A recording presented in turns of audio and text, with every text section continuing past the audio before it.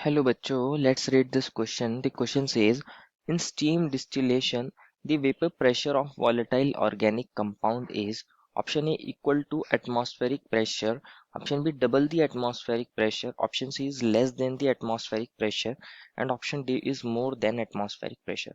बच्चों इस क्वेश्चन में हमसे कहा गया है कि हमारे पास जो स्टीम डिस्टिलेशन होता है उसके अंदर हमारे पास वॉलेटाइल ऑर्गेनिक कंपाउंड का वेपर प्रेशर कितना होता है, क्या वो एटमॉस्फेरिक प्रेशर के इक्वल होता है या कम होता है या फिर उससे ज़्यादा होता है या उसके डबल होता है, हमें ये सब बताना है।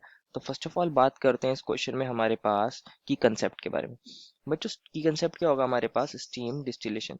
बच्चों स्टीम डिस्टिलेशन एक टेक्निक है जिसकी वजह हेल्प से हम उस मिक्सचर को, उन कंपाउंड्स के मिक्सचर को सेपरेट कर सकते हैं अगर उनमें हमारा कोई कोई कंपाउंड स्टीम वॉलेटाइल होगा। अगर हमारा कोई कंपाउंड स्टीम वॉलेटाइल होता है और इमिसेसिबल इन वाटर होता है तो हम उसको इजीली स्टीम डिस्टिलेशन की हेल्प से क्या कर सकते हैं बच्चों, इजीली उसको डिस्टिलेशन कर सकते हैं, उसको प्योरीफाई कर सकते हैं। तो देखते हैं इसके अंदर होता क्या है, इसको समझते हैं। कंसिडर करिए, हम एग्जांपल ले लेते हैं, हम एनिलीन की बात कर लेते हैं।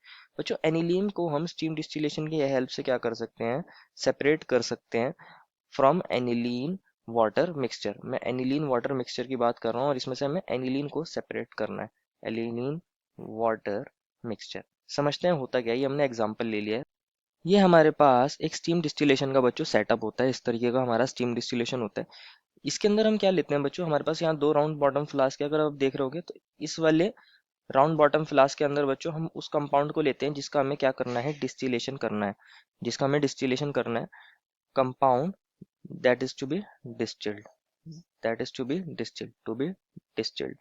और यहाँ पे हम क्या करते हैं, इसको को स्टीम जनरेटर यूज करते हैं। ये हमारे पास एक स्टीम जनरेटर होता है, ये हमारे पास एक स्टीम जनरेटर होता है। दैट मीन्स यहाँ पे हमारा वाटर होगा और ये हम इसको बॉईल करेंगे तो यहाँ से इसके स्टीम्स डेवलप होंगे और ये स्टीम जैसे जैसे हमारे इस पाइप के थ्रू मूव करते हैं हम इनको पास करते हैं हमारे उस कंपाउंड में जिसको हमें डिस्टिलेशन करना है।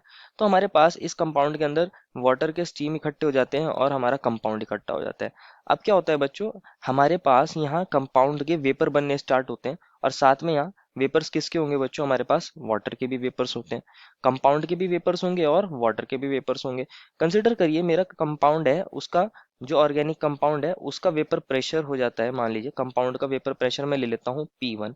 और इसी तरह मेरे पास जो वाटर है H2 है, उसका वेपर प्रेशर मान लीजिए मेरे पास क्या हो जाए, P2।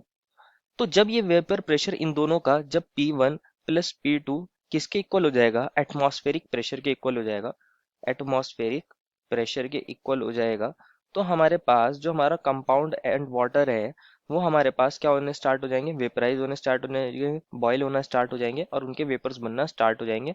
तो हमारे पास क्या होगा बच्चों, वो धीरे धीरे वेपर्स बन के हमारे पास इस पाइप के थ्रू यहाँ से बाहर निकलने लगेंगे।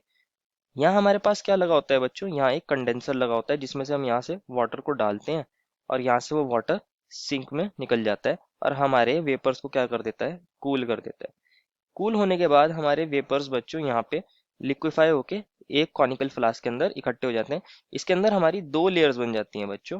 कितनी लेयर्स बन जाती हैं, दो लेयर्स बन जाती हैं। एक तो लेयर होती है हमारे पास वाटर की और एक होती है हमारे पास ऑर्गेनिक कंपाउंड की। दो लेयर्स बन जाती है क्योंकि दोनों हमारे कंपाउंड कैसे होते हैं, वाटर के अंदर इंसॉल्युबल होता है हमारा ऑर्गेनिक कंपाउंड, इसलिए दो लेयर्स बन जाती है। इसको हम क्या कर सकते हैं, सेपरेटिंग फनल की हेल्प से सेपरेट कर सकते हैं। तो इस तरीके से हमारे पास ये प्रोसीजर होता है। अगर आप देखोगे बच्चों, क्योंकि हमारे पास P1 प्रेशर था किसका, कंपाउंड का, और P2 जो प्रेशर था वो किसका था बच्चों, वो वाटर का था। तो बच्चों जब हमारे पास इन दोनों का सम एटमॉस्फेरिक प्रेशर के इक्वल होगा तभी तो हमारे पास चीजें बॉयल होंगी, तभी तो ये मिक्सचर बॉयल होगा।